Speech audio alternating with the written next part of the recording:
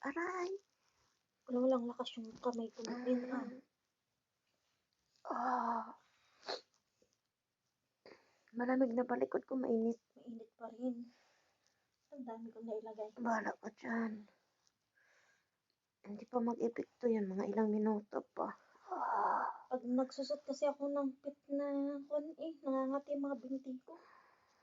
Puro peklat na. Papatatoan ko ito pag umuwi ako. Tanginang yan. Yung malaki. Yung sa binti. Binti lang. Huwag ko ano. Pangit kasi tignan. Puro peklat. Nag-google ako kung anong pantanggal ng peklat eh. Sebo de macho, di naman tanggal. Peklatin ka ba? Di ba nga kako sa'yo, Kat? Pag may malit na kamot, di ko titigilan hanggat di dumudugo. Konting butlig lang. Yung nagkuhan ako to na ate, nung nakausap panganay ko, yung binulutong tubig. Yung madumi yung dugo ko. Ito yung nagkuhan ako. Nawala na yung parang rashes doon sa binti ko eh. Nawala? Oo.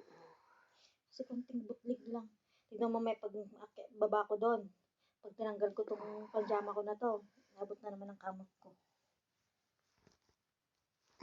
Wala, hindi mo lang uminit. Ang dami oh! Oo. Oh! Wala.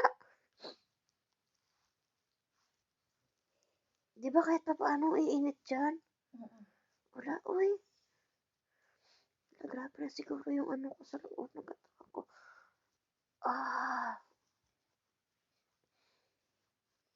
Hindi ako kumain eh. Wala akong samad kumain. Hindi na ako kakain. Pag nagda-diet naman kasi ako, lagi na lang pong tumataba. Huwag ka mag-diet. Nasisikuran na ako. Ay, na 64 na pag ako. Mas mabigat pa ako sa Miklin.